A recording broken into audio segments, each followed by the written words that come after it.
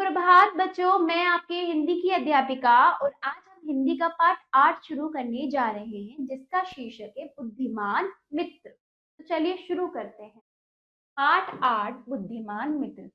ठीक है, ये पाठ जो है, इसका जो ये विद्या है एकांकी के द्वारा ये पाठ लिया गया है। ठीक है, इसमें बच्चे क्या कर सकते हैं, अभिनय कर सकते हैं, नाटक कर सकते हैं। इस प्रकार की कहानी के द्वारा अपना अपना क्या दिखा सकते हैं, अपना अपना अपनी अपनी पहचान लेकर एक नाटक भी कर सकते हैं, एक अभिनय भी कर सकते हैं। ठीक है, तो चलिए हम इस पाठ को अब शुरू करते हैं। पाठ का परिचय। यह एक एकांकी है जिसे बच्चे अभिनय के रूप में संवाद बोलकर पढ़े। इस एकांकी में 3 मित्रों की बुद्धिमान को दर्शाया गया है ना।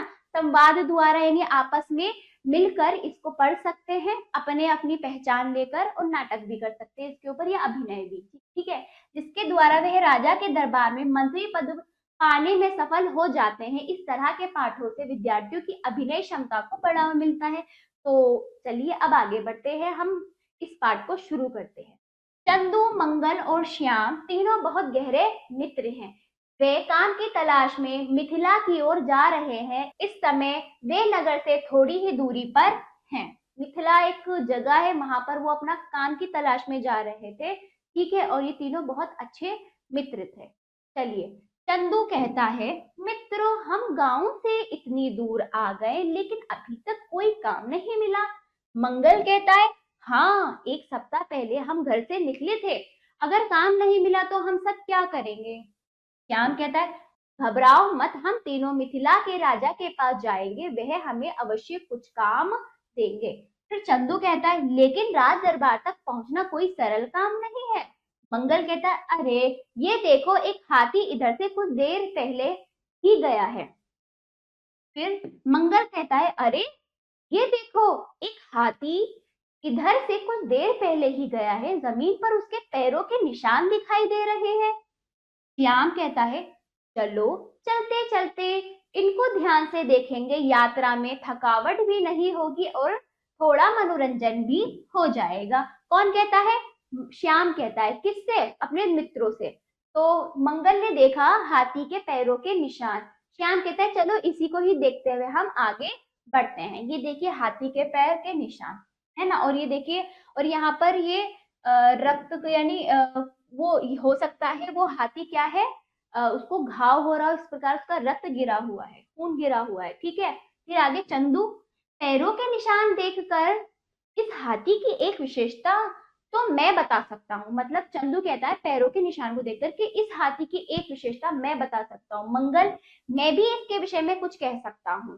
फिर श्याम कहता है हंसते हुए, मैं भी तुम दोनों से कुछ कम नहीं हूँ, एक बात तो मैं भी इस हाथी के विषय में बता सकता हूँ। आओ इस पीपल के पेड़ के नीचे बैठकर हाथी के विषय में बातें करते हैं। इस तरह से वो अपना टाइम पास कर रहे थे ताकि उनको यात्रा के दौरान थकावट ना हो। इस तरह से वो बातचीत करते उस हाथी के बारे में। तीनों पेड़ के नीचे बैठ जाते हैं। दूर से एक व्यक्ति भागता हुआ आ रहा है। तभी क्या होता है, जब वो हाथी के विषय में बात करने के लिए तीनों बैठते, तभी दूर से एक व्यक्ति भागता हुआ आता है। श्याम कहता है, उधर देखो, एक आदमी हमारी ओर भागता हुआ आ रहा है, लगता है इसकी कोई मूल्यवान वस्तु खो गई है, यानी कोई कीमती महंगी वस्तु खो गई है जिसे वह ढूंढ रहा है। कौन कहता है, श्याम। फिर चंदू कहता है, उठकर व्यक्ति को देखते हुए, चंदू क्या देखता है, उठकर व्यक्ति को देखते हुए क्या कहता है, यह एक मामूली आदमी है, इसने साधारण से वस्त्र पहन रखे हैं, बेचारा बहुत चिंतित है, बहुत परेशान दिखाई दे रहा है। इसका कहने का मतलब है बहुत परेशान दिखाई दे रहा है, मामूली सा आदमी बहुत चिंतित है। महावत। फिर महावत, वो आदमी कौन था, महावत था। ठीक है, हाफते हुए आता है, नमस्कार सज्जनों। उन तीनों को क्या करता है, नमस्कार सज्जनों, मेरा एक हाथी खो गया है, क्या आप लोगों ने उसे देखा है। महावत कौन होता है, जो हाथी की देख रेख करता है ना। हाथी का जितना भी कार्य होता है वो महावत ही करता है। मंगल कहता है, नमस्कार मित्र, क्या आपका हाथी एक पांव से लंगड़ा है। उसने प्रश्न किया, क्या आपका हाथी एक पांव से लंगड़ा है। फिर महावत खुश होकर, प्रसन्न होकर कहता है, हाँ हाँ आप ठीक कह रहे हैं। फिर चंदू कहता है, क्या वह दाईं आंख से अंधा है। फिर महावत कहता है, हाँ लेकिन आपको ये सब कैसे पता, आपने अवश्य उसे देखा होगा। श्याम कहता है नहीं, हमने उसे देखा नहीं है, मैं आपको ये भी बता सकता हूँ कि उस हाथी की पूंछ छोटी है। फिर महावत कहता है अरे ये भी सच है, हाथी को देखे बिना आप उसकी सारी विशेषताएं यानी उसके बारे में सारी बातें कैसे जान सकते हैं? मुझे विश्वास नहीं होता, मुझे यकीन नहीं होता। आपने मेरा हाथी किसी व्यापारी को तो नहीं बेच दिया? वो कहते हैं कि मुझे विश्वास नहीं होता, बिना देखे तुम मेरे हाथी के बारे में इतना सब कुछ कैसे जानते हो? जरूर आपने कुछ चालाकी किया, आपने मेरे व्यापारी को देखा और उसे बेच दिया।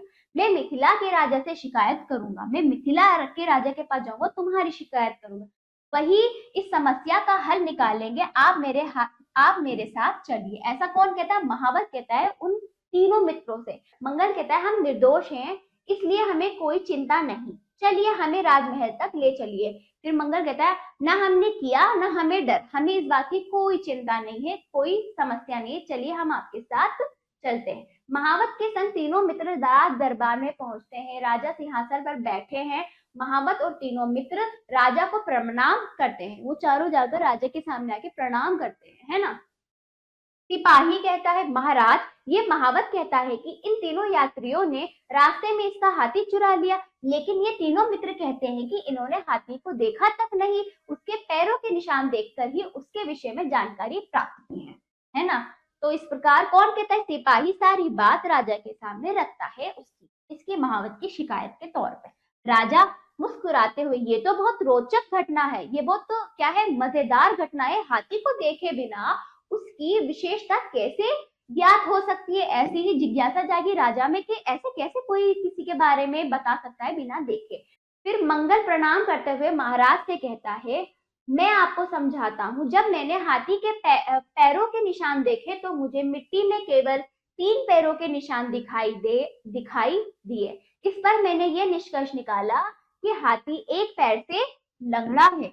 किसने बोला? मंगल ने अपनी बात रखी कि मैंने इस तरह से अंदाजा निकाल लिया कि वो एक पैर से लंगड़ा है। दूसरा, राजा ताली बजाते हुए कहता है वाह तुम बहुत बुद्धिमान हो, बहुत समझदार हो। चंदू की ओर देखते हुए, अब तुम बताओ कि तुमने क्या देखा? चंदू कहता है राजा को प्रणाम करते हुए पहले, फिर कहता है महाराज मैंने देखा कि हाथी ने केवल बाईं ओर लगे पेड़ों के पत्तों को खाया था, उसने दाईं ओर लगे पत्तों को छुआ तक नहीं। अतः मैं इस निष्कर्ष पर पहुंचा कि वह हाथी दाईं आंख से अंधा है। तो इस प्रकार उसने बताया कि इस प्रकार मैंने समझ गया वो दाईं आंख से अंधा है, क्योंकि दाईं आंख की तरफ के पत्ते उसने नहीं खाए। फिर राजा कहता है प्रसन्न होकर तुम भी बहुत चतुर हो। श्याम की ओर देखते हुए अब तुम्हारी बारी। तीसरे मित्र से कौन कहते हैं? राजा कहते हैं श्याम है उसका नाम। श्याम की ओर देखते हुए कहते हैं अब तुम्हारी बारी। प्रणाम करते हुए महाराज श्याम कहता है महाराज मैंने हाथी के पैरों के निशानों के पास रक्त की छोटी छोटी बूंदें देखी। मुझे मालूम था कि मच्छरों के काटने के कारण ही ये बूंदें गिरी हैं। यदि हाथी की पूंछ लंबी होती तो मच्छर उसे नहीं काट पाते, वह पूंछ से उन्हें उड़ा देता। तो महाराज मैं इस निष्कर्ष पर पहुंचा हूं कि हाथी की पूंछ छोटी है। तो इस प्रकार मैंने ये अंदाजा लगा लिया, निश्चित कर लिया कि उसकी पूंछ छोटी है। फिर आगे राजा, तुम तीनों की बातें सुनकर मुझे विश्वास हो गया, यकीन हो गया कि तुमने हाथी को ना तो देखा है और ना ही चुराया है। तुम बहुत बुद्धिमान हो, अतः मैं तुम तीनों को अपने दरबार में मंत्री पद पर नियुक्त करता हूँ। मतलब मैं अब राजा इतना खुश हुआ कि तुमने तीनों ने मतलब अपना जो तुम्हारी समझ है, जो समझदारी है, बिना देखे तुमने उस हाथी की सारी विशेषताओं के बारे में बता दिया, तो मैं तुमसे बहुत प्रसन्न हूँ। मतलब राजा का कहना था कि मुझे ऐसे दरबारियों की आवश्यकता है जो दूरदर्शी हो, जो चीजों को देखकर समस्या व घटना को समझ सके। अतः मैं तुम्हें क्या करता हूँ? अपने दरबार में नियुक्त करता हूँ, यानी कि मैं अब तुम्हें मंत्री पद पर नियुक्त करता हूँ, आसीन करता हूँ, तुम मेरे मंत्री बनो तीनों को। फिर तीनों प्रसन्नता पूर्वक प्रणाम करते हुए महाराज की जय हो, है ना। इस प्रकार जैसा वो चाहते थे कि उनको राजा के दरबार में कोई ना कोई कार्य मिले, तो मंत्री पद पर वो आसीन हो गए अपनी समझदारी से। ठीक है, तो इस प्रकार अपनी बुद्धि का इस्तेमाल करके, बुद्धि का प्रयोग करके इन्होंने अपना कार्य, वो भी इतने उच्च अच्छे पद पर अपना कार्य ढूंढ लिया। चलिए, अध्यापन संकेत, इस एकांकी का कक्षा में विद्यार्थियों से अभिनय करवाएं। पहले एक एक संवाद बोलकर सुनाएं। इस एकांकी से विद्यार्थियों की अभिनय क्षमता का विकास होता है। वे विद्यालय के किसी भी कार्यक्रम में अच्छा अभिनय करने में समर्थ होंगे। तो बच्चों, ये एकांकी है। सब बच्चे, जैसे अलग अलग मित्र थे, 3 बच्चे मित्र में परिवर्तित होकर ये इस एकांकी व इस पाठ को अच्छे से पढ़कर अपनी अपनी बात बोलेंगे। इससे क्या होगा, आपके अंदर अभिनय करने की क्षमता होगी।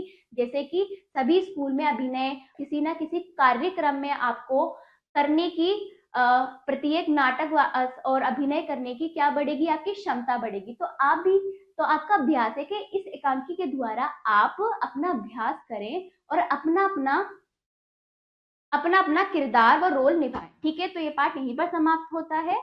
तो आशा करती हूँ ये पाठ आपको अच्छे से समझ आया होगा। इसका कार्य यही कि आप इसमें अभिनय करके इसका अभ्यास करें। तो अब हम मिलते हैं अगले पाठ पर। धन्यवाद।